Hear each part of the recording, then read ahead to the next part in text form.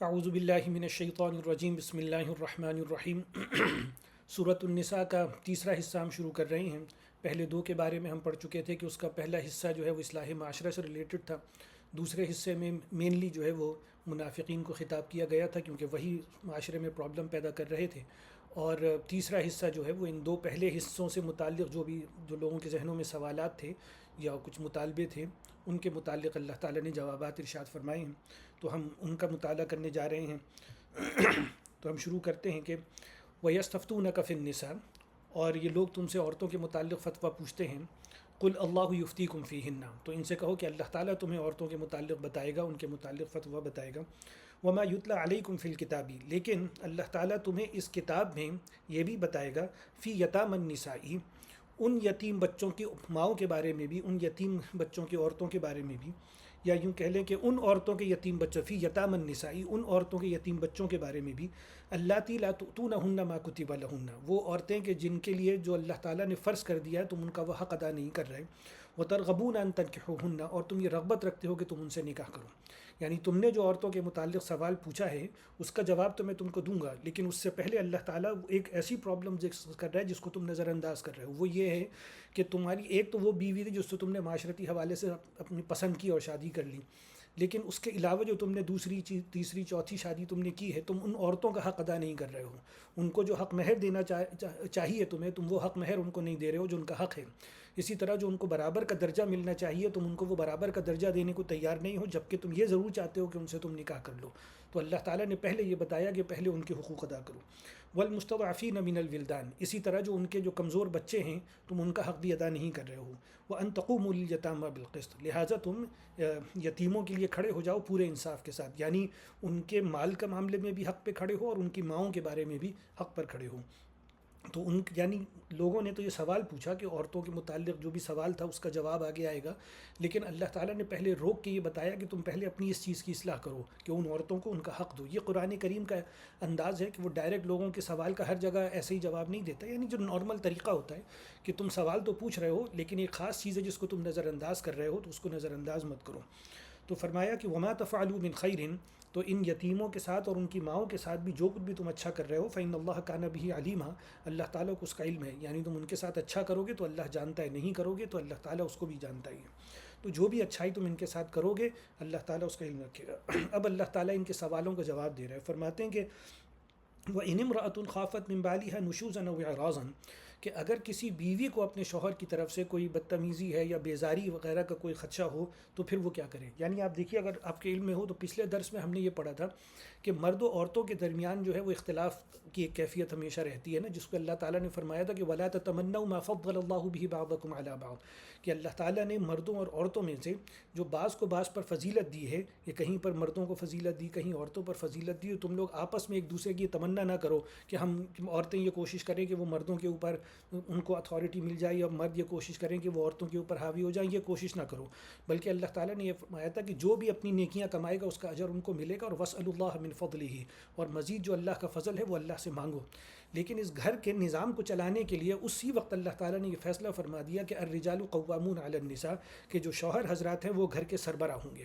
اور پھر اسی کے ساتھ ساتھ اللہ تعالیٰ نے یہ بتایا کہ اگر عورتیں جو ہے وہ اپنے شوہروں کی اطاعت نہیں کرتیں تو پھر اس کا طریقہ اللہ تعالیٰ نے یہ بتایا تھا کہ فَعِظُوهُنَّ، کہ ان کو سمجھاؤ، اگر وہ کچھ عرصہ نصیحت نہ مانے تو وَاهْجُرُوهُنَّ فِي الْمَضَاجِعِ، ان کے بستر الگ کر دو، اور پھر بھی اگر نہ مانے فَعِظُوهُنَّ وَاضْرِبُوهُنَّ، تو پھر ان کو سزا دو، فَإِنْ أَطَعْنَكُمْ، اور اگر پھر وہ تمہاری اطاعت شروع کر دیں، فَلَا تَبْغُوا عَلَيْهِنَّ سَبِيلًا، تو پھر زیادتی کرنے کے راستے مت ڈھونڈو ان کے اوپر۔ تو یہ تو مردوں کے بارے میں تو بتا دیا کہ اگر عورتیں جو ہے وہ بدتمیزی پر اتر آئیں، بغاوت پر اتر آئیں تو ان کا یہ طریقہ ہے۔ لیکن اگر یہی چیز عورتوں کو فیس کرنی پڑے کہ شوہر اگر بغاوت پر اتر آ رہا ہے یا بدتمیزی پہ اتر آ رہا ہے یا بیزاری پہ اتر گیا تو کیا کیا جائے اس پر؟ تو اب اللہ تعالیٰ فرماتے ہیں فلا جناح علیہما، تو اس معاملے میں دونوں پر کوئی حرج نہیں ہے، ان یصلح بینہما صلحا، کہ وہ اپنے درمیان صلح کی کوشش کریں۔ یعنی اب یہ نہیں ہوگا کہ ظاہر ہے کہ بیوی جو ہے اللہ تعالیٰ نے اس کو سربراہ نہیں بنایا، اس لیے وہ کوئی ڈائریکٹ امپیکٹ نہیں کر سکتی، لیکن اب یہاں پر اللہ تعالیٰ یہ بات دونوں کو سمجھا رہا ہے کہ یہ دونوں کو ایک دوسرے کی اصلاح کرنی ہے۔ یعنی اس کا یہ مطلب نہیں ہے کہ مرد جو ہے وہ کوئی خدا بن کے بیٹھ جائے اور عورت اس کی غلطی اس کو نہیں بتا سکتی، یہ نہ کرے، بلکہ یہ بتایا اللہ تعالیٰ نے کہ دونوں ایک دوسرے کی اصلاح کرتے رہیں۔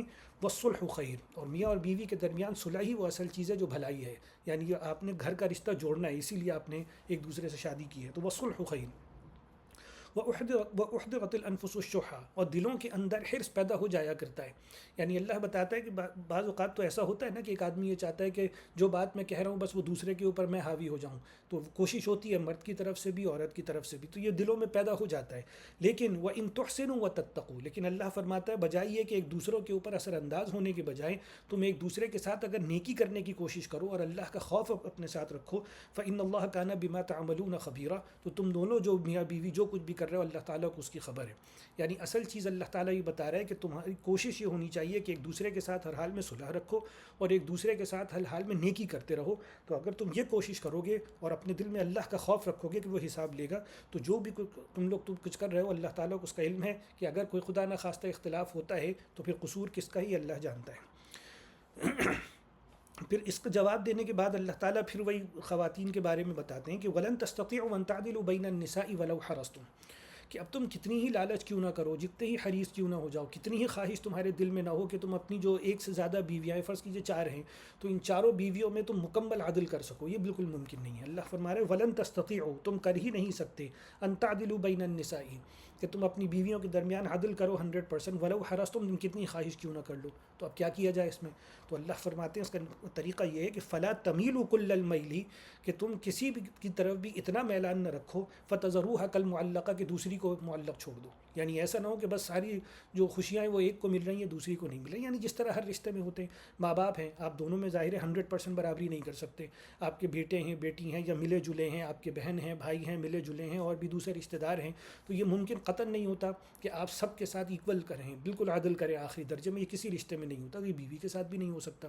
لیکن اللہ تعالیٰ یہ فرماتا ہے کہ حقوق کا خیال سب کا رکھنا ہے، تو یہ ایسا نہ ہو بالکل کہ ایک کو تو ساری محبتیں مل رہی ہیں اور دوسری کو کچھ نہیں مل رہا، یہ نہ ہو۔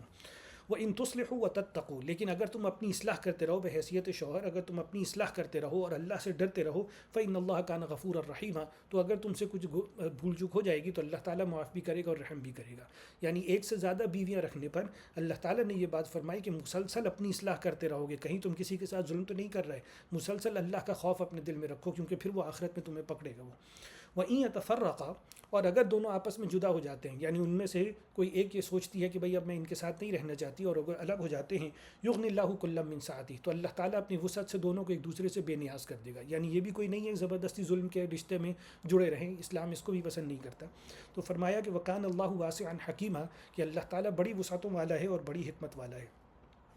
وَلِلَّهِ مَا فِي السَّمَاوَاتِ وَمَا فِي الْأَرْضِ، اس چیز کا خیال رکھو کہ جو کچھ بھی آسمان میں ہے وہ سب کی سب اللہ کی ملکیت ہے، اور جو کچھ زمین میں ہے وہ سب کی سب اللہ کی ملکیت ہے۔ یعنی یہ اشارہ ہے میاں اور بیوی کو بتانے کا کہ تم لوگ بھی اللہ کی ملکیت ہو، تمہارے اوپر بھی یہ لازمی ہے کہ تم اللہ کی اطاعت کے اندر رہو گے، یعنی حدود کراس نہیں کرنی۔ جو اللہ نے بتایا ہے کہ تم صلح کے اندر رہو گے تو کوشش کرو صلح کی، تم ایک دوسرے کے ساتھ نیکیاں کرو گے تو کوشش کرو اس نیکی کی، تم اللہ کا خوف رکھو گے تو نیکی کرو، ورنہ اللہ تعالیٰ کی ملکیت جہاں ہر جگہ چل رہی ہے وہ تمہیں بھی پکڑے گا، وہ چھوڑے گا نہیں تمہیں بھی۔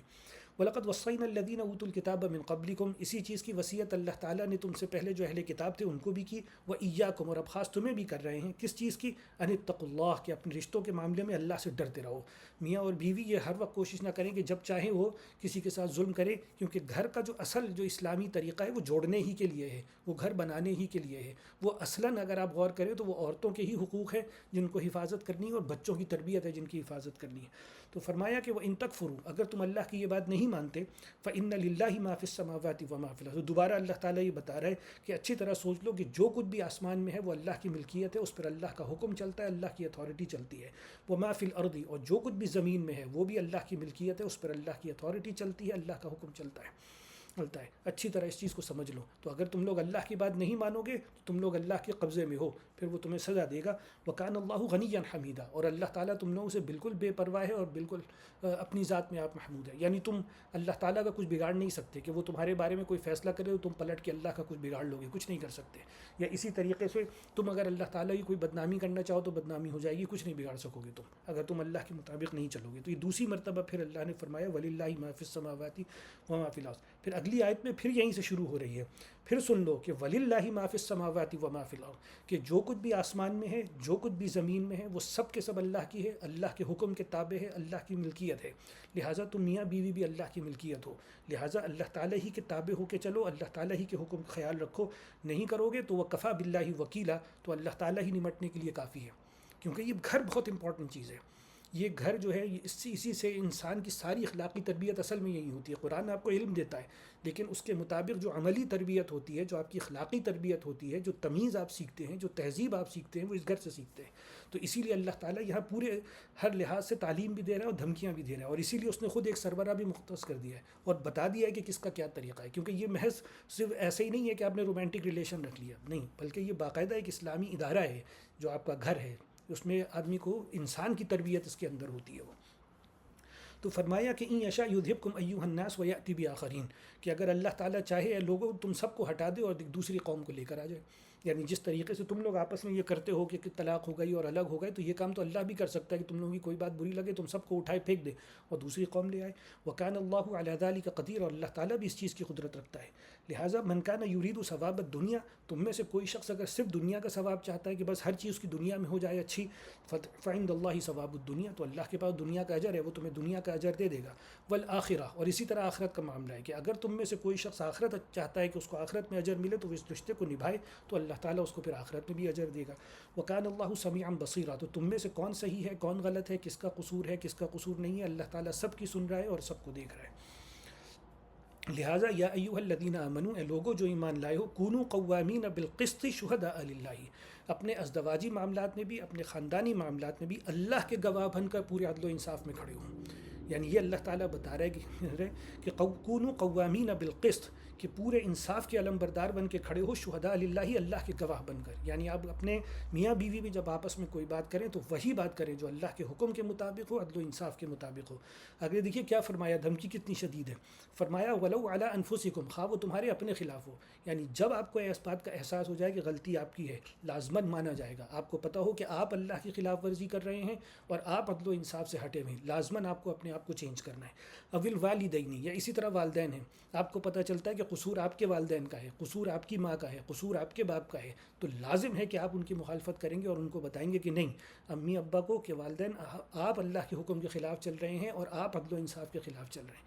اسی طرح والاقربین، یہ قریب ترین رشتہ دار آپ کے ہوں، جیسے آپ کے بہن بھائی ہوں، آپ کے دادا دادی، نانا نانی، چچا ماموں، خالہ پھوپھو، جو بھی آپ کے قریبی، جو زیادہ آپ سے قریب ہیں، ان کے ساتھ بھی یہی ہے. اگر آپ کو یہ پتہ چل رہا ہے کہ اللہ کے حکم کے مطابق، اللہ کی حدود کے مطابق غلطی ان کی ہے، تو آپ ان کو یہ بات بتائیں گے کہ وہ غلط ہے اور آپ اللہ کے علم بردار بن کے کھڑے ہو جائیں گے.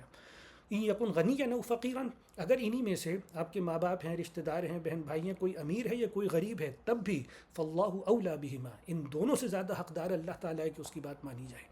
یعنی اللہ کہہ رہے ہیں عدل و انصاف کے اوپر کوئی بھی چیز نہیں آئے گی، نہ خود آپ کی ذات، نہ آپ کے والدین، نہ آپ کے رشتہ دار، اور نہ ہی ان کی فائنینشیل جو ان کی حیثیت ہے، وہ کوئی چیز سامنے نہیں آئے گی. بالکل اللہ کے حکم کے مطابق اپنے ازدواجی معاملات کے اندر بھی، اپنے خاندانی معاملات کے اندر بھی، اپنے گھریلو معاملات کے اندر بھی اللہ کے حکم کے مطابق عدل و انصاف پر کھڑا ہونا ہوگا.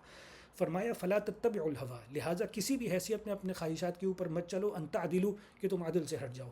وان تلووا، اور اگر اس معاملے میں تم نے باتوں کو گھمایا، باتوں کو پھرایا، باتوں میں سیاست کھیلی، باقاعدہ گیمز کھیل رہے ہو تم، او تعرضوا، یا اعراض کر رہے ہو کہ نہیں جی اپنا معاملہ ہوا تو اعراض کر دیا، دوسرے کا معاملہ ہوا تو ذلیل کر رہے ہیں. اپنے ماں باپ آئے تو آپ باتوں کو چھپا گئے، دوسرے کے ماں باپ آئے تو ذلیل کر رہے ہیں. اپنے قریبی رشتہ دار آئے تو آپ چھپا رہے ہیں، دوسرے کے آئے تو آپ اس کو ذلیل کر رہے ہیں جو اس نے یوں کر دیا. اگر اس قسم کی حرکتیں کی فإن اللہ کان بما تعملون خبیرا، تو تم میں سے جو کچھ کر رہا ہے اللہ تعالیٰ کو اس کی خبر ہے.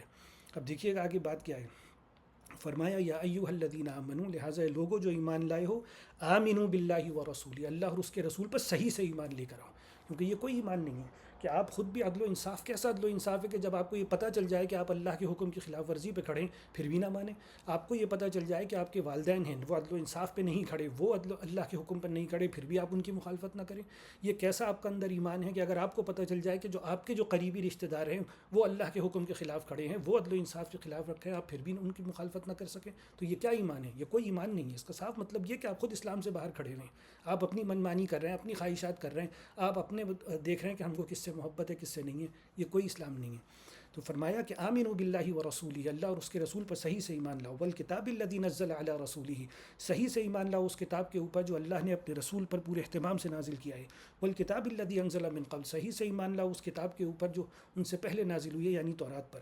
ومن یکفر باللہ و ملائکتہ و کتبہ و رسولہ والیوم الآخر، جو بھی انکار کرے گا اللہ کا، اس کے فرشتوں کا، اس کی کتابوں کا، اس کے رسولوں کا اور یوم آخرت کا، فقد ضل ضلالا بعیدا، تو سمجھ لے کہ وہ گمراہی میں بہت دور تک نکل چکا ہے. وہ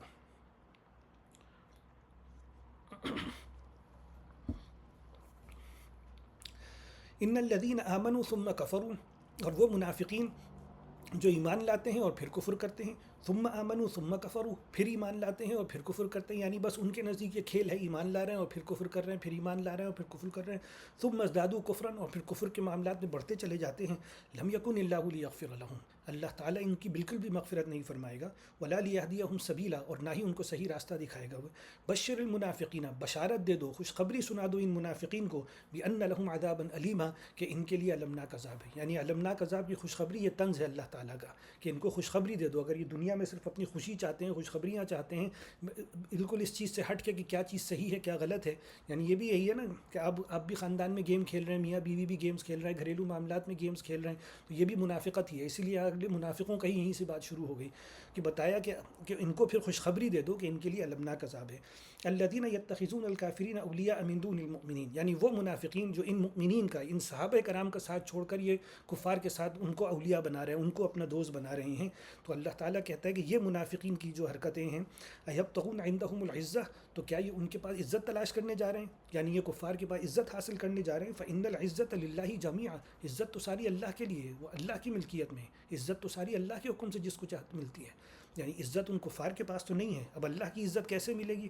تو آگے اللہ نے اس کا حوالہ دیا، اشارہ کر دیا کہ وقد نزل علیکم فی الکتاب، کہ اسی کتاب میں یہ ہم نازل کر چکے ہیں یہ کہ ان اذا سمعتم آیات اللہ یکفر بها ویستہزأ بها، کہ جب تم لوگ یہ سنو کہ اللہ تعالیٰ کی آیات کا، یعنی اللہ تعالیٰ کے قرآن کا انکار کیا جا رہا ہے یا اس کا مذاق اڑایا جا رہا ہے، فلا تقعدوا معهم، تو ایسے منافقین کے ساتھ مت بیٹھو، حتی یخوضوا فی حدیث غیرہ، جب تک کہ وہ دوسرے کاموں میں نہ پڑ جائیں یا دوسری باتوں میں نہ لگ جائیں.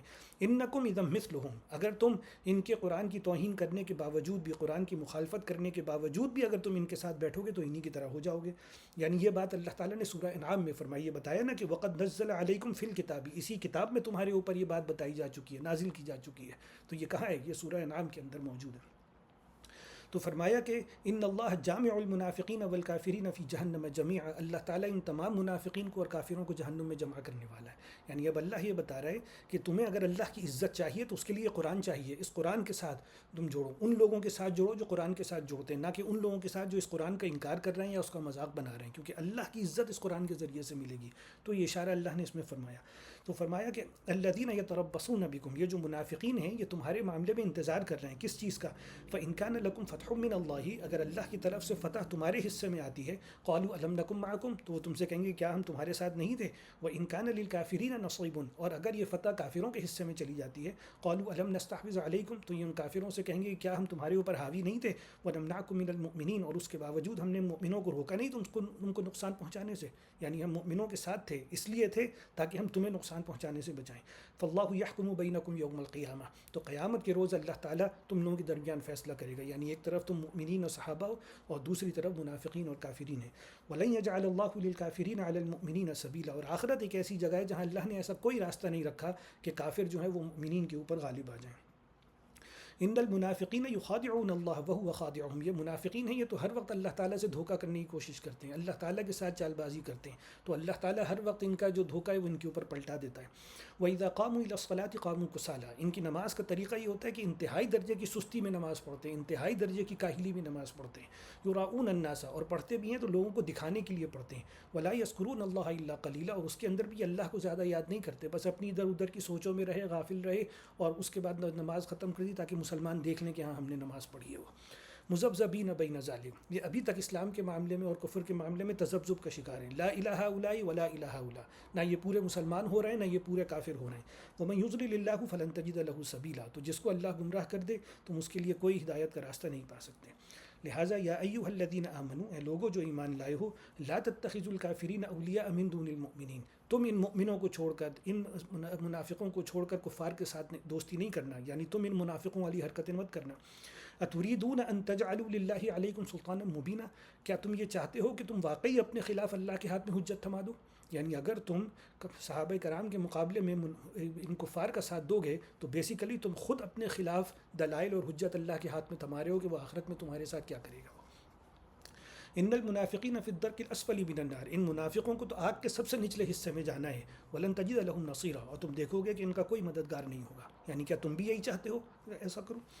الا الذین تابوا، سوائے اس کے ان منافقوں کے، الذین تابوا جو توبہ کر لیں، واصلحوا اپنی اصلاح کر لیں، واعتصموا باللہ اور اللہ تعالیٰ کو مضبوطی سے پکڑ لیں، واخلصوا دینہم للہ اور اپنے دین کو اللہ کے لیے خالص کر لیں۔ جو یہ چار کام کر لیں گے، توبہ، اصلاح، اللہ کو پکڑ لیں گے مضبوطی سے اور اپنے دین کو اللہ کے لیے خالص کر لیں گے، فاولئک مع المؤمنین، تو پھر ان کا شمار بھی مؤمنین میں ہو جائے گا۔ وسوف یؤتی اللہ المؤمنین اجرا عظیما، اور ان قریب اللہ تعالیٰ ان مؤمنوں کو اجر عظیم دے گا۔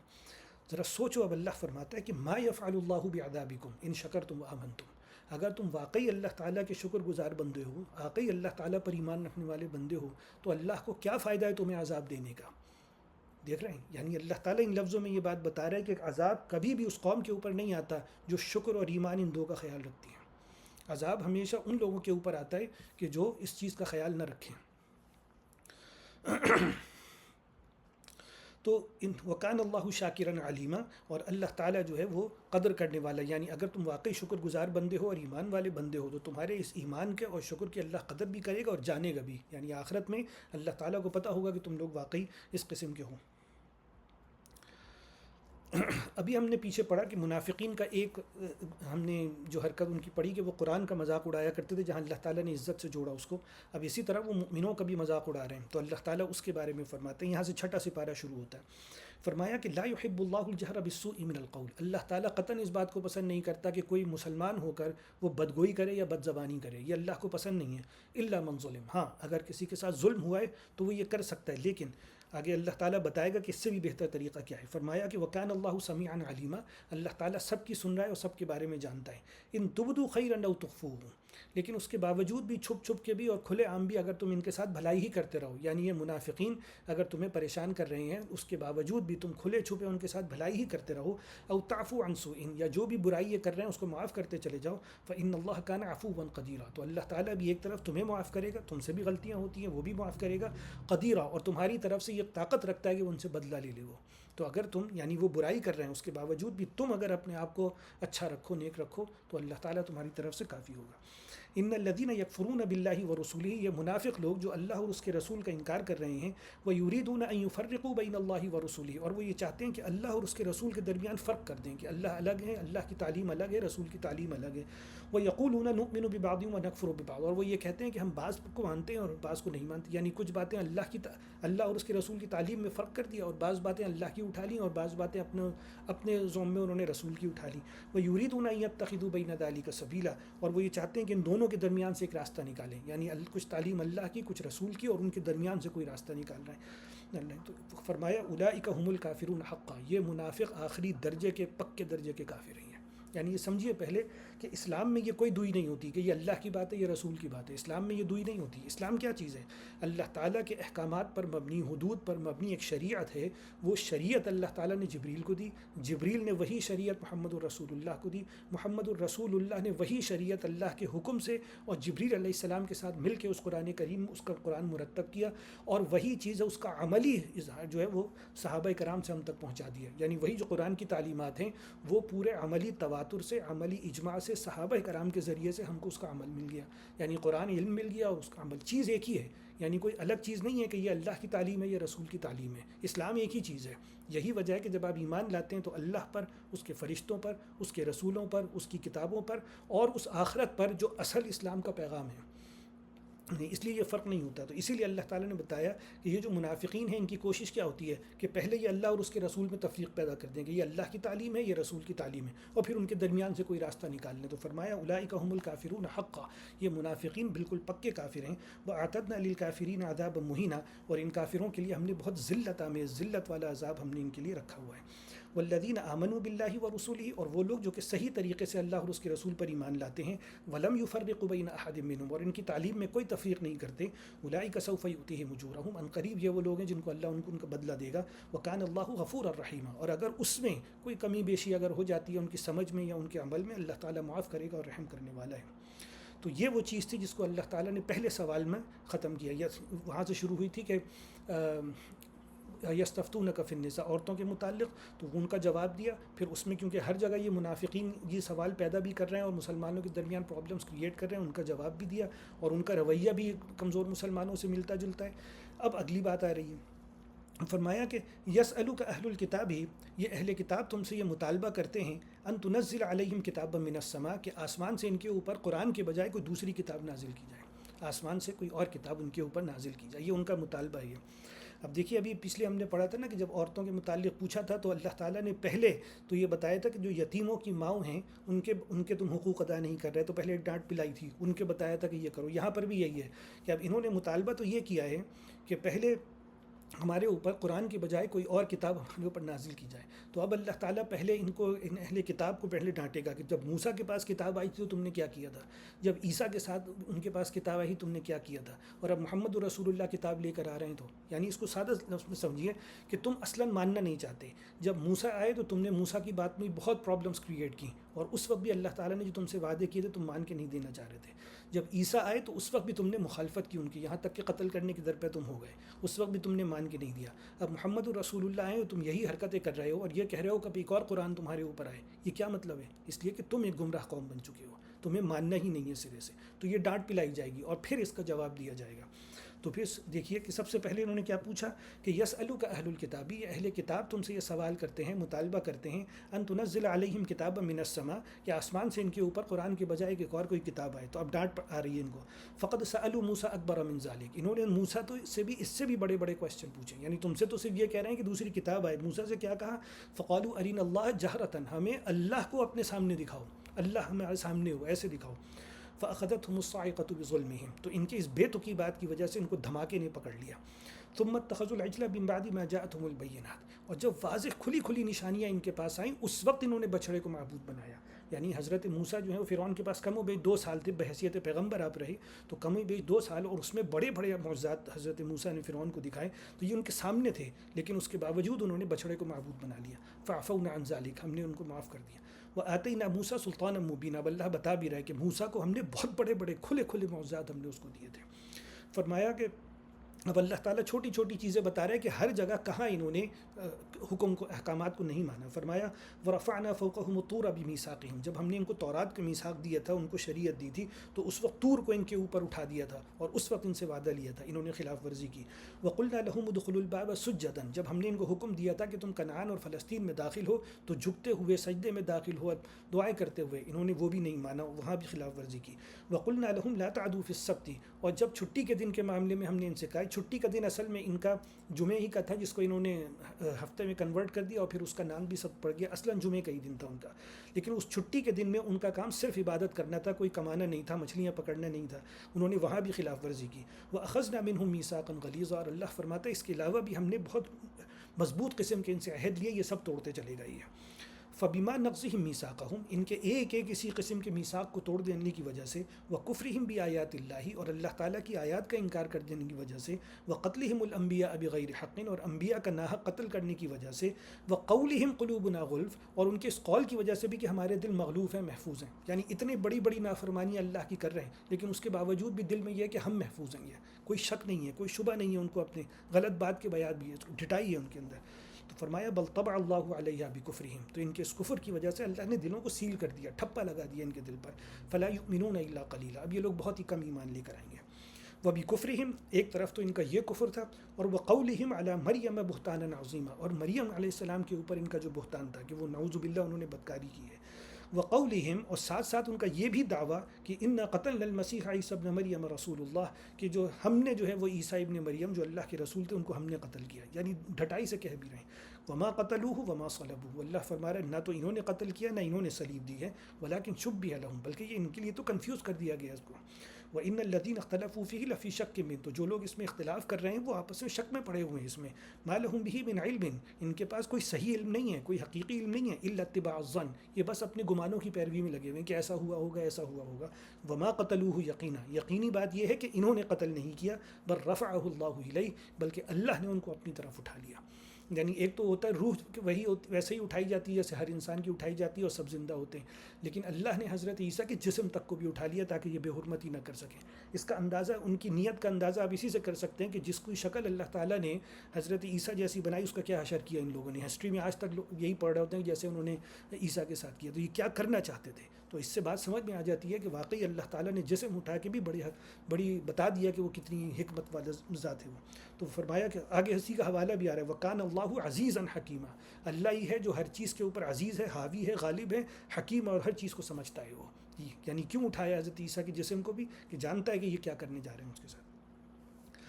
تو اب یہ ڈانٹنے کے بعد حضرت موسیٰ کے ساتھ جو بھی انہوں نے کیا، کہیں پر بھی انہوں نے مان کے نہیں دیا، ہر جگہ انہوں نے عہد کو توڑا۔ حضرت عیسیٰ کے ساتھ کیا کیا، اب اللہ تعالیٰ ان کو اس سوال کا، اس مطالبے کا جواب دے رہا ہے۔ فرمایا وَإِن مِّنْ أَهْلِ الْكِتَابِ، اور انہی اہل کتاب میں سے جو یہ مطالبہ کر رہے ہیں کہ قرآن کے علاوہ کوئی دوسری کتاب آئے، إِلَّا لَيُؤْمِنَنَّ بِهِ قَبْلَ مَوْتِهِ، یہ اپنی اپنی موت سے پہلے اسی قرآن کے اوپر ایمان لے کر آئیں گے۔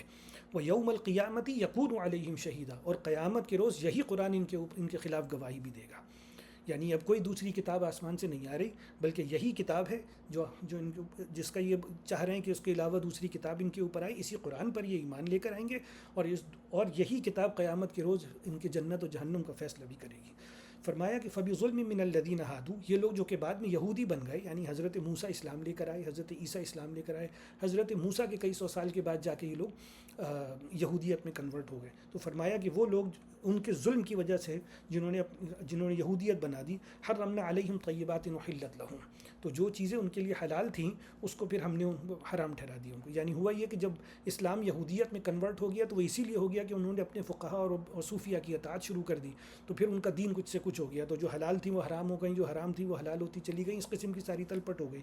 تو اللہ نے اس کو یہ کہا کہ یہ ہم نے کر دیا اس لیے کہ وہ یہودیت میں کنورٹ ہو گئے۔ وَبِصَدِّهِمْ عَنْ سَبِيلِ اللَّهِ كَثِيرًا، اور اس وجہ سے بھی کہ اللہ کے راستے سے، یعنی جو اصل راستہ اسلام کا راستہ ہے، اس سے انہوں نے جو ہے وہ لوگوں کو روکنا شروع کر دیا۔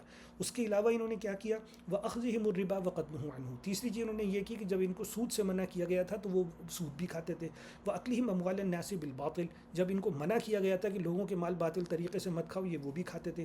وَأَعْتَدْنَا لِلْكَافِرِينَ مِنْهُمْ عَذَابًا أَلِيمًا، تو ان میں سے جو بھی کافر لوگ ہیں ان کے لیے ہم نے المناک عذاب تیار کر رکھا ہے۔ تو یہ بتایا اللہ تعالیٰ نے۔ اس کے بعد فرماتے ہیں لیکن انہی یہود و نصارہ میں سے الراسخون فی العلم منہم والمؤمنون، جو لوگ ایک طرف تو علم میں پختہ ہیں، یعنی صحیح علم رکھتے ہیں تورات کا بھی اور قرآن کا بھی، اور دوسری طرف وہ مؤمنین ہیں، یؤمنون بما انزل الیک، جو اسی قرآن پر ایمان رکھتے ہیں جو تمہاری طرف نازل ہوا، وما انزل من قبلک، اور اس تورات پر ایمان رکھتے ہیں جو تم سے پہلے نازل ہوئی ہے، والمقیمین الصلاۃ والمؤتون الزکاۃ، اور وہ نماز کی پابندی بھی کرتے ہیں اور زکوٰۃ کی ادائیگی بھی کرتے ہیں، والمؤمنون باللہ والیوم الآخر، اور وہ اللہ اور یوم آخرت پر ایمان بھی رکھتے ہیں، اولئک سنؤتیہم اجرا عظیما، یہ بہرحال وہ لوگ ہیں کہ ان کو ہم اجر عظیم دیں گے۔ یعنی وہ صحیح دین پہ کھڑے، وہی دین جو موسیٰ کا تھا، وہی دین جو عیسیٰ کا تھا، وہی دین جو محمد الرسول اللہ کا تھا، اور وہی دین جو اسی قرآن میں آیا ہے۔ انا اوحینا الیک کما اوحینا الی نوح والنبیین من بعدہ، ہم نے تمہاری طرف یہ قرآن ایسا ہی وحی کیا ہے جیسا کہ ہم نے نوح کے اوپر ان کے بعد کے نبیوں کے اوپر ہم وحی کرتے رہے ہیں. وَأَوْحَيْنَا إِلَىٰ إِبْرَاهِيمَ وَإِسْمَاعِيلَ وَإِسْحَاقَ وَيَعْقُوبَ وَالْأَسْبَاطِ وَعِيسَىٰ وَأَيُّوبَ وَيُونُسَ وَهَارُونَ وَسُلَيْمَانَ. اور بالکل ایسے جیسے کہ ہم نے ابراہیم کے اوپر، اسماعیل کے اوپر، اسحاق کے اوپر، یعقوب کے اوپر، اولاد یعقوب کے اوپر، عیسیٰ کے اوپر، ایوب کے اوپر، یونس کے اوپر، ہارون کے اوپر، سلیمان کے اوپر، یعنی وہ تمام بڑے بڑے جو پیغمبر تھے جو جن کو یہودی مانتے چلے آئے تھے، ان کے نام اللہ تعالیٰ نے بتایا کہ ان کے اوپر بھی جو وحی آتی رہی ہے. محمد رسول اللہ کی قرآن کی نیچر بھی ایگزیکٹلی وہی ہے. وَآتَيْنَا دَاوُودَ زَبُورًا، جس طرح ہم نے داؤد کو زبور دی تھی اسی طرح محمد رسول اللہ کو قرآن دیا ہے. وَرُسُلًا قَدْ قَصَصْنَاهُمْ عَلَيْكَ مِن قَبْلُ، اور وہ رسول جن کا ذکر ہم تم سے پہلے کر چکے ہیں. وَرُسُلًا لَمْ نَقْصُصْهُمْ عَلَيْكَ، اور وہ رسول بھی جن کا ذکر ہم نے ابھی تک تم سے نہیں کیا. وَكَلَّمَ اللَّهُ مُوسَىٰ تَكْلِيمًا، اسی طرح اللہ تعالیٰ نے جو موسیٰ سے کلام کیا، یہ سب وہی ہے، بالکل ایسا ہی وہی ہے جیسے قرآن وہی ہے. قرآن ایسا ہی وہی ہے جیسے ان سارے پیغمبروں کے اوپر وہی آیا ہے. رسول مبشرین و منذرین، یہ تمام لوگ ایسے تھے جو اللہ کی وحی کے ذریعے سے جو مانتا تھا اس کو بشارت دیتے تھے، جو نہیں مانتا تھا اس کو ڈراتے تھے. لِأَلَّا يَكُونَ لِلنَّاسِ عَلَى اللَّهِ حُجَّةٌ بَعْدَ الرُّسُلِ، اور اسی مین ریزن کی وجہ سے کہ رسول کے آ جانے کے بعد اللہ کے خلاف لوگوں کے پاس حجت نہیں بچتی کہ قیامت کے روز کوئی اٹھ کے کہے ہمارے پاس تو کوئی رسول آیا نہیں، رسول آ گیا، وہ کتاب لے آیا، اب وہ کتاب تمہارے پاس موجود ہے، حجت ختم ہو گئی ہے. تو وکان اللہ عزیزاً حکیمہ، اللہ تعالیٰ پھر سن لو کہ یہی بات ابھی پیچھے گزری ہے نا، تو وکان اللہ عزیزاً حکیمہ، اللہ تعالیٰ ہر چیز کے اوپر غالب ہے اور ہر چیز کو سمجھ رہا ہے. لہٰذا غلبہ اس لیے بتایا کہ تم اللہ کو بائی پاس نہیں کر سکتے، اور حکیم اس لیے بتایا کہ تم اللہ کو بیوقوف نہیں بنا سکتے. تو لہٰذا ایک ہی راستہ ہے کہ تم خود سدھر جاؤ. لیکن اگر یہ نہیں ماننا چاہتے، نہیں سدھرنا چاہتے، نہیں، لیکن اللہ یشہد، اللہ خود گواہی دیتا ہے اس چیز کی کہ بما انزل الیک انزلہ بعلمہ، کہ یہ جو قرآن تمہارے اوپر نازل کیا ہے یہ اپنے علم سے نازل کیا ہے. یعنی جب بھی آپ کسی عالم کے پیچھے چلتے ہیں، اس کی تقلید کرتے ہیں، یا کسی مکتبہ فکر پہ جاتے ہیں، آپ اس کے علم سے ہی متاثر ہوتے ہیں نا.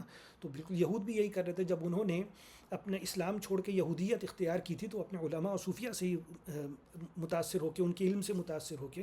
تو اللہ تعالیٰ اسی کو کاؤنٹر کر کے یہ بتا رہا ہے کہ یہ جو قرآن ہے اللہ گواہی دیتا ہے کہ یہ میرے اپنے علم سے نازل کیا ہے یہ میں نے. یعنی اب اس سے بڑی ظاہر ہے کہ اللہ سے بڑا عالم نہ کوئی تھا، نہ ہے، نہ ہوگا، نہ ہو سکتا ہے. تو بس یہی اللہ تعالیٰ بتا رہا ہے کہ میری تقلید کرو، یعنی میری کتاب کے پیچھے چلو. والملائکۃ یشہدون، فرشتے بھی اس بات کی گواہی دیتے ہیں کہ یہ جو کہ اللہ کی کتاب ہے اللہ نے اپنے علم سے نازل کی ہے. وکفیٰ باللہ شہیدا، لیکن اس چیز کی گواہی کے لیے صرف اللہ کافی ہے، اس کے علاوہ کسی کی ضرورت بھی نہیں ہے. لہٰذا ان الذین کفروا، جو لوگ بھی اس قرآن کا انکار کرتے ہیں، وصدوا عن سبیل اللہ، اور اللہ کے راستے سے لوگوں کو روکتے ہیں، یعنی اس قرآن سے لوگوں کو روکتے ہیں، قد ضلوا ضلالا بعیدا، تو وہ سمجھ لیں کہ وہ گمراہی میں دور تک نکل گئے ہیں. ان الذین کفروا، پھر سن لو کہ جو لوگ اس قرآن کا انکار کر رہے ہیں، وظلموا، اور اس قرآن کی حق تلفی کر رہے ہیں، اس قرآن کے ساتھ ظلم کر رہے ہیں، لم یکن اللہ لیغفر لہم، اللہ تعالیٰ ان کی قطعاً مغفرت نہیں فرمائے گا، ولا لیہدیہم طریقہ، ان کو کوئی راستہ نہیں دکھائے گا، الا طریق جہنم، سوائے جہنم کے راستے کی طرف، خالدین فیہا ابدا، اور یہ اس جہنم میں ہمیشہ رہیں گے. وکان ذلک علی اللہ یسیرا، اور اللہ کے لیے یہ بہت آسان ہے. یعنی جس طرح تم لوگوں کے لیے قرآن چھوڑ دینا آسان ہے، بالکل اسی طرح تم لوگوں کو جہنم میں پھینک دینا اللہ کے لیے آسان ہوگا. لہٰذا کیا کریں؟ یا ایھا الناس، اے لوگو، قد جاءکم الرسول بالحق من ربکم، تمہارے پاس رسول آ چکا ہے تمہارے رب کی طرف سے یہ حق لے کر، یہ قرآن لے کر. فآمنوا خیرا لکم، لہٰذا تمہارے لیے بہتر یہی ہے کہ تم اس قرآن پر ایمان لے آؤ. وان تکفروا، لیکن اگر تم اس قرآن کو نہیں مانتے یا اس کا انکار کرتے ہو، فإن للہ ما فی السماوات وما فی الارض، تو سن لو کہ جو کچھ بھی آسمان میں ہے وہ سب اللہ کی زیر اطاعت ہے، اس کے حکم کے تابع ہے، اس کی ملکیت ہے، اور جو کچھ زمین میں ہے وہ بھی سب اس کی ملکیت ہے. یعنی تم اللہ کی ملکیت سے باہر نہیں ہو، وہ جو چاہے گا تمہارے ساتھ کرے گا. وکان اللہ علیما حکیما، اور تم میں سے ایک ایک کی بات کو اللہ تعالیٰ جانتا بھی ہے اور سمجھتا بھی ہے. یا اہل الکتابی، لہٰذا اہل کتاب، لا تغلو فی دینکم، یہ اللہ کے دین کے معاملے میں لمبی مت چھوڑا کرو، یہ غلو مت کیا کرو. یہ بیسیکلی اشارہ ہے عیسائیوں کی طرف کہ انہوں نے اپنی طرف سے حضرت عیسیٰ کو خدا بنا دیا، تو یہ ان کی طرف اشارہ ہے. تو لا تغلو فی دینکم، یہ دین کے بارے میں لمبی مت چھوڑو. ولا تقولوا علی اللہ الا الحق، اللہ کے بارے میں کوئی باتیں مت کیا کرو یا کوئی بات اللہ سے منسوب نہ کیا کرو سوائے حق کے. انما المسیح عیسی ابن مریم رسول اللہ وکلمتہ، یہ المسیح عیسیٰ ابن مریم یہ اللہ کے رسول ہیں اور اللہ کے کلمہ تھے. یہ القاہ الی مریم، وہ کلمہ تھا جس کو اللہ نے مریم کی طرف القا کیا. وروح منہ، اللہ کی طرف سے ایک وحی تھی، ایک روح تھے وہ. فآمنوا باللہ ورسولہ، تو لہٰذا اللہ اور اس کے رسول پر ویسے ہی ایمان لاؤ جیسے لایا جاتا ہے. ولا تقولوا ثلاثہ، یہ نہ کہو کہ خدا تین ہے. انتہوا خیرا لکم، اس چیز سے باز آ جاؤ، یہی تمہارے لیے بہتر ہے. انما اللہ الہ واحد، انما حصر کے لیے استعمال ہوتا ہے کہ کوئی بات تمہاری صحیح نہیں ہے سوائے اس کے کہ اللہ ہی ہے جو اکیلا معبود ہے. سبحانہ ان یکون لہ ولد، وہ اس چیز سے بالکل پاک ہے کہ اس کی کوئی اولاد ہو. لہ ما فی السماوات و ما فی الارض، جو کچھ بھی آسمانوں میں ہے جو کچھ بھی زمین میں ہے وہ سب کے سب اس کی ملکیت ہے، سب کے سب اس کی ملکیت ہے. وکفیٰ باللہ وکیلا، اور اپنی وکالت کے لیے اللہ تعالیٰ خود ہی کافی ہے. فرمایا کہ لن یستنکف المسیح ان یکون عبدا للہ، مسیح کو اس چیز سے قطعاً عار نہیں ہو سکتی کہ وہ اللہ تعالیٰ کا بندہ ہے. وہ یعنی مسیح کبھی بھی اس چیز سے عار محسوس نہیں کر سکتے یا شرم محسوس نہیں کر سکتے کہ ان کو اللہ کی بندگی کریں، ان کو یہ نہیں ہے. ولا الملائکۃ المقربون، اور نہ ہی اللہ تعالیٰ کے جو مقرب فرشتے ہیں وہ کبھی ایسا سوچتے ہیں. ومن یستنکف عن عبادتہ ویستکبر، جو بھی اللہ تعالیٰ کی عبادت میں عار محسوس کرے گا، شرم محسوس کرے گا یا تکبر محسوس کرے گا، فسیحشرهم الیہ جمیعا، تو اللہ تعالیٰ ان سب کو جہنم میں جمع کرے گا. فاما الذین آمنوا وعملوا الصالحات، تو پس وہ لوگ جو کہ اللہ پر صحیح سے ایمان رکھتے ہیں اور اللہ کے حکم کے مطابق نیک عمل کرتے ہیں، فیوفیہم اجورہم، تو اللہ تعالیٰ ان کو پورا اجر دے گا. ویزیدہم من فضلہ، اور اس اپنے فضل سے اس میں اضافہ بھی فرمائے گا. واما الذین استنکفوا واستکبروا، اور جو لوگ اللہ تعالیٰ کے غلام بننے سے، اللہ کے عبد بننے سے، اللہ کی عبادت کرنے سے، اس کی بندگی کرنے سے شرم محسوس کریں گے، عار محسوس کریں گے، تکبر محسوس کریں گے، فیعذبہم عذابا الیما، تو اللہ تعالیٰ ان کو شدید عذاب بھی دے گا. ولا یجدون لہم من دون اللہ ولیا ولا نصیرا، اور اللہ کے علاوہ کوئی دوست، کوئی مددگار ان کو نہیں مل پائے گا. یا ایھا الناس، لہٰذا اللہ تعالیٰ بات کو سمیٹتے ہوئے، یہ اس دوسرا سوال تھا اس کو سمیٹتے ہوئے فرما رہے ہیں کہ یا ایھا الناس، اے انسانوں، یہ لوگوں، قد جاءکم برہان من ربکم، تمہارے پاس تمہارے رب کی طرف سے اب یہ قرآن آ چکا ہے. یعنی وہیں سے جو بات شروع ہوئی تھی نا کہ دوسرا قرآن لے کر آؤ، تو وہیں سے قرآن کی بات چل رہی ہے، اس کو سمیٹ رہے ہیں کہ قد جاءکم برہان من ربکم، تمہارے پاس تمہارے رب کی طرف سے یہ برہان یعنی یہ قرآن آ گیا ہے. وانزلنا الیکم نورا مبینا، اور اب ہم نے تمہاری طرف یہ روشن نور جو ہے وہ تمہاری طرف بھیج دیا ہے، یعنی یہ روشنی ہے، اس کی روشنی میں زندگی گزارو. فاما الذین آمنوا باللہ، بس وہ شخص جو کہ اللہ پر ایمان لائے گا، واعتصموا بہ، اور اس قرآن کے ساتھ چپکا رہے گا، اس قرآن کے ساتھ مضبوطی سے پکڑے گا، فسیدخلہم فی رحمت منہ وفضل، تو اللہ تعالیٰ ان کو اپنی رحمت اور اپنے فضل میں داخل کرے گا. ویہدیہم الیہ صراطا مستقیما، اور وہ اس کو صراط مستقیم کی طرف ہدایت دے گا، یعنی جو اس قرآن کو پکڑا رہے گا. یہ دوسرے سوال کا تھا جو جہاں پر ختم کر رہے ہیں اللہ تعالیٰ. اب آخری سوال آ رہا ہے، وہ ہے کلالہ کے متعلق. فرماتے ہیں کہ وہ یستفتونک، یہ تم سے فتویٰ پوچھتے ہیں کلالہ کے متعلق. قل اللہ یفتیکم فی الکلالہ، ان سے کہو اللہ تعالیٰ تمہیں بتائے گا کلالہ کے متعلق. آپ کو یاد ہوگا جب سورۃ النساء شروع کی تھی تو اسی میں ہم نے جو وراثت کا قانون پڑھا تھا، اس میں نے آپ کو بتایا تھا کہ عموماً جو رشتوں کی کیٹیگری ہے وہ چار ہوتی ہیں نا. ایک ہوتے ہیں اصل کا مطلب ہے والدین. ایک ہوتے ہیں فرع کا مطلب ہے اولاد. تیسرا ہوتا ہے زوج کا مطلب ہے میاں بیوی. اور چوتھا، تین رشتوں کے علاوہ، یعنی جو اوپر باپ دادا ہیں، نیچے اولاد ہے اور زوج ہیں، ان کے علاوہ جتنے بھی رشتے ہوتے ہیں وہ سب کلالہ کہلاتے ہیں. اس کلالہ میں بہن بھائیوں کا ایک خصوصی مقام ہوتا ہے. وہ کب ہو جاتا ہے کہ اگر تو میت کی کوئی اولاد ہے تب تو وہ کلالہ ہیں، وہ الگ ہوتے ہیں. لیکن اگر میت کی اولاد نہیں ہے تو پھر اسی کلالہ میں سے جو بہن بھائی ہوتے ہیں وہ اولاد کے قائم مقام بن جاتے ہیں. اسی لیے یہاں پر کلالہ کے، ہم نے اس پیچھے بھی کلالہ کے حوالے سے پڑھا تھا، تو اب یہاں بھی ہم اس کو پڑھ رہے ہیں. تو ان میں ذہن میں کچھ سوال پیدا ہوا تھا. میں زیادہ ڈیٹیل میں نہیں جاؤں گا ورنہ آپ اور مشکل پیدا ہو جائے گی، لیکن یہاں کیا بات ہوئی ہے وہ میں آپ کو بتا دیتا ہوں. فرمایا کہ اب یہ بات آپ کو پتہ چل گئی کہ کلالہ جو ہیں وہ، دوبارہ اس کو سن لیں، کہ اصل ہے والدین، اور نیچے ہیں ان کے جو فرع ہیں وہ اولاد، اور تیسرا ہے زوج میاں بیوی. ان تین کے علاوہ جتنے بھی رشتہ دار ہیں وہ کلالہ کہلاتے ہیں. تو اس میں جو بہن بھائی ہیں ان کا خصوصی مقام اس صورت میں ہو جاتا ہے جب میت کی کوئی اولاد نہ ہو. تو اب ایسی صورت میں جب اولاد نہ ہو تو بہن بھائی جو ہیں وہ اولاد کی جگہ لے لیتے ہیں. تو اس کی چیز کی تشریح اللہ تعالیٰ یہاں فرما رہا ہے. تو فرما رہے ہیں کہ یستفتونک، وہ تم سے کلالہ کے بارے میں پوچھتے ہیں. قل اللہ یفتیکم فی الکلالہ، ان سے کہوں کہ اللہ تعالیٰ تمہیں کلالہ کے بارے میں فتویٰ دیتا ہے کہ ان امرؤ ہلک، کہ ایک آدمی ہے وہ مر جاتا ہے، لیس لہ ولد، اس کی کوئی اولاد نہیں ہے، ولہ اخت، صرف ایک بہن ہے، یعنی اب وہ بہن کلالہ ہے. ولہ اخت فلہا نصف ما ترک، تو پھر وہ جو چھوڑے ہوئے مال کا آدھا حصہ، جیسے کہ بیٹی کو ملتا تھا وہی آدھا حصہ ان کو ملے گا. وہو یرثھا، اور بھائی جو ہے وہ اس کے پورے مال کا وارث ہوگا. ان لم یکن لہا ولد، اگر اس کی بہن کی کوئی اولاد نہیں ہے. یعنی جس کو بھی جو حصے جانے، اب اولاد نہیں ہے نا، تو بہن کے جتنے بھی جو حصے جانے وہ جانے کے بعد جتنا بھی کچھ بنے گا وہ بھائی کو مل جائے گا.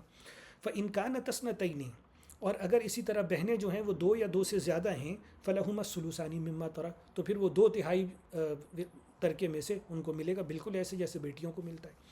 وَإِنْ كَانُوا إِخْوَةً رِجَالًا وَنِسَاءً، اور اگر اسی طرح بہن بھائی ملے جلے ہیں، کچھ بہنیں ہیں کچھ بھائی ہیں، فَلِلذَّكَرِ مِثْلُ حَظِّ الْأُنثَيَيْنِ، تو بالکل اسی اصول کے تحت ملے گا جو بچوں کے اصول کے تحت ہوتا تھا کہ بھائی کو جو دگنا حصہ، بھائی کو 2 ملے گا بہنوں کے مقابلے میں۔ یبین اللہ لکم، اب دیکھیے اللہ کیا فرما رہے ہیں، یبین اللہ لکم ان تضلوا، اللہ تعالیٰ اسی لیے کھول کھول کر بیان کر رہا ہے کہ تم گمراہ نہ ہو جاؤ، یعنی یہ محض کوئی اصول نہیں بیان کر دیا، یہ باقاعدہ اللہ تعالیٰ خود بتا رہا ہے کہ میں نے کھول کے بیان کیا تمہارے سامنے کہ تم گمراہ نہ ہو جاؤ۔ واللہ بکل شیء علیم، اللہ تعالیٰ ہر چیز کا جاننے والا ہے، یعنی اس کو سمپل ٹرمز میں یہ سمجھیں کہ آپ کو یہ پتہ ہے کہ اولاد کو کیسے ڈسٹریبیوٹ کیا جاتا ہے وراثت، تو اگر اولاد موجود نہیں ہے تو پھر کیسے ہوگا، اس کی جگہ پہ بہن بھائی قائم مقام بنیں گے اور بالکل ویسا ہی تقسیم ہو جائے گا جیسے کہ اولاد کی موجودگی میں ہوتا تھا۔ تو یہاں پہ ہماری سورۃ النساء جو ہے وہ ختم ہوتی ہے۔ تو اب ہم انشاءاللہ اگلے درس میں ہم سورۃ المائدہ شروع کریں گے۔ اللہ تعالیٰ سے دعا ہے کہ ہمیں قرآن کریم پر صحیح ایمان عطا فرمائے، صحیح سمجھ عطا فرمائے، صحیح عمل عطا فرمائے، اور آخرت میں بھی ہمیں اس سے فائدہ اٹھانے کی کوشش عطا فرمائے، ہماری بخشش فرمائے۔ السلام علیکم ورحمۃ اللہ وبرکاتہ۔